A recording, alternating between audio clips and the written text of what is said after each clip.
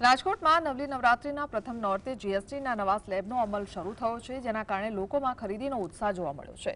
પ્રથમ નોરતે લોકો સ્કૂટર અને બાઇકની ખરીદી કરી રહ્યા છે, કારણ કે 350 સીસીથી ઓછા દ્વિચક્રીય વાહનો પર જીએસટી 28%થી ઘટાડીને 18% થયો છે। રાજકોટની જનતાએ સરકારના નિર્ણયને હાર્દિક આવકાર્યો છે। જીએસટી કાઉન્સિલના 56માં મીટિંગમાં લેવાયેલા નિર્ણયથી 98% દ્વિચક્રી વાહનો સસ્તા થયા છે, જ્યારે 350 સીસીથી વધુના પર 40%નું નવું સ્લેબ લાગુ થશે। ગવર્મેન્ટે ફાયદો આપ્યો છે 28માંથી 18%નો, તો બધા વેઇટ કરીને બેઠા એટલે બધા આજથી આવવાના હવે ચાલુ થયા છે અને કસ્ટમર્સને બહુ સારો બેનિફિટ મળે છે। ટુ વ્હીલર્સમાં લગભગ 7,000 રૂપિયા જેવું બેઝિક મોડલથી લઈને બધાને બેનિફિટ મળે છે પર વ્હીકલ।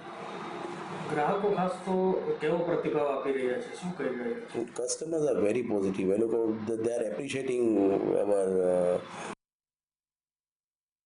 स्टैंडर्ड मॉडल लिया है Activa, grey colour, matte grey colour लिया है। जीएसटी को लेकर क्या कहेंगे, कितना सस्ता पड़ा?